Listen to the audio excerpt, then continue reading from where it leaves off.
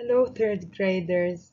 This recorded video is a revision of everything covered for the final exam, semester 4, in Unit 5.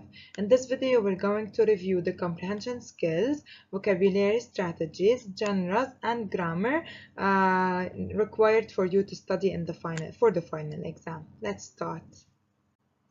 In Unit 5, we've covered four reading texts where the writer used the point of view or the author's point of view text structure in them.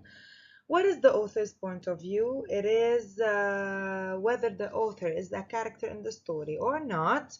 It is how the author thinks about other characters or events in the story. How can we get or understand the author's point of view? We can get it by reading different details in the text and analyzing them at the end of the story. We can know whether the writer is supportive or against. So the author's point of view can be optimistic, pessimistic. He can be with, against, happy, mad. So it's his opinion or how does he think about something in the text.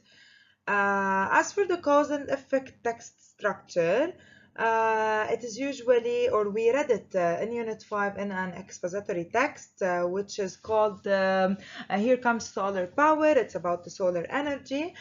What is a cause? A cause in a sentence or in an idea is why something happens, and the effect is what happens after that, after the cause. Usually they come in a chronological order or in a time order, and when you see signal words such as if, because, as a result, such as, and so, you know that there is a cause and effect relationship or a cause and effect sentences in the text. As for the genres, we've covered three genres in Unit 5. We reviewed the fairy tale, Juanita and the Beanstalk. What is a fairy tale? It is a made-up story where the events in the story could not happen in real life or could not really happen. It usually has a happy ending and it has magical characters or magical events. As for the realistic fiction, we read The New Hope. What is a realistic fiction? It is a made-up story where the characters, settings, and events could exist in real life. It has text features such as dialogues and illustrations. As for the expository text, an expository text is a subgenre of the informational text. They usually give us real information and facts about a certain topic, like rescue dogs, save the day, and like the solar energy text. As for the vocabulary strategies, we've studied four different types. First of all, the root words. What is a root word? It is the simplest form or the origin of the word. For example, thoughtful, thought is the root word. Considerate, consider is the root word. So you get the word back to its origin. As for the homographs, homographs are words that are spelled the same but they have different meanings. For example, can and can. Can is the Pepsi can and can when you're able. Another example is head and head. Head is the part of the body and head is when you go somewhere, the direction. As for the context clues or the sentence clues, sometimes we read a sentence where there is an unfamiliar word in it. The words in the sentence will help me understand what's that unfamiliar words. Some context clues can be antonyms, synonyms, definition, and so on. I'll give you an example as we read in Rescue Dogs. I see the word handlers, so I don't know who are the handlers. I read people who work with them. So when I read people who work with them, I know that handlers are people who work with dogs. As for the homophones, homophones are words that sound the same but they have different meanings, such as hair and hair. Hair is my hair and here is the rabbit female. Another word is need and need one with K and one with silent K and one without a K. Need is to require or ask for something, and need, the second one with K, is when you mix with your hands.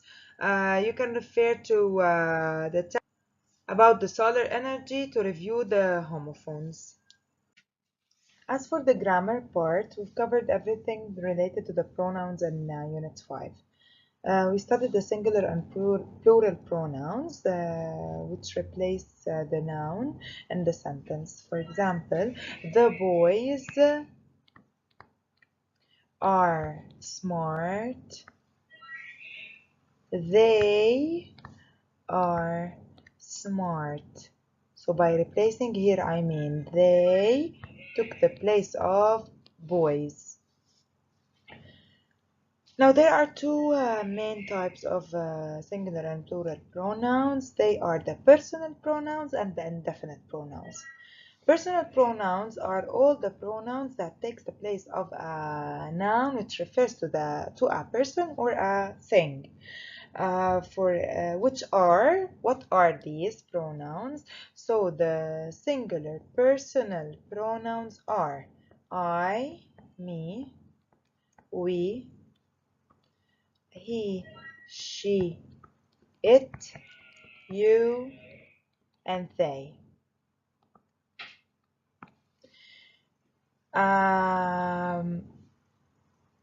So these are the personal and the plural pronouns together, but singular and plural, but they are the personal. As for the indefinite pronouns, they refer to specific person or thing. For example, they include someone, so indefinite pronouns, someone, something,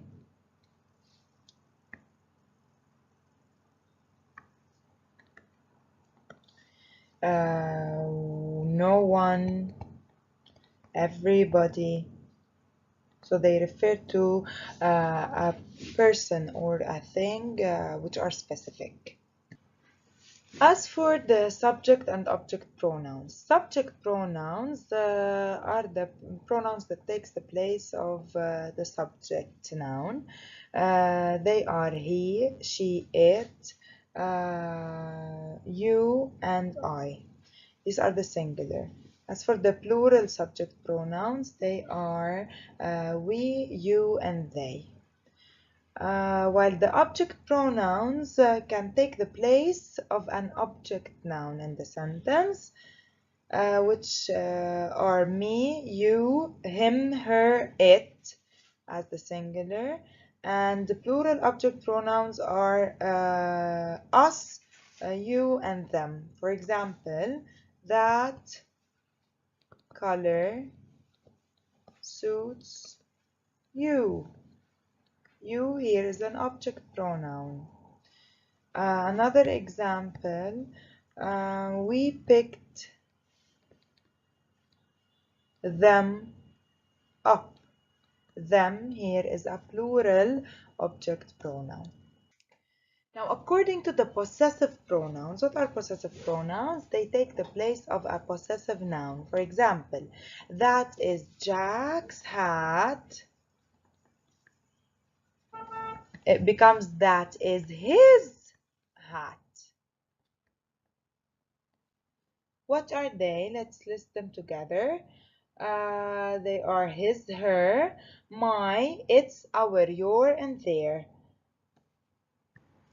And as a final conclusion or advice, don't forget the pronoun verb agreement in the sentence, and to make sure that nouns and or pronouns agree in gender and numbers.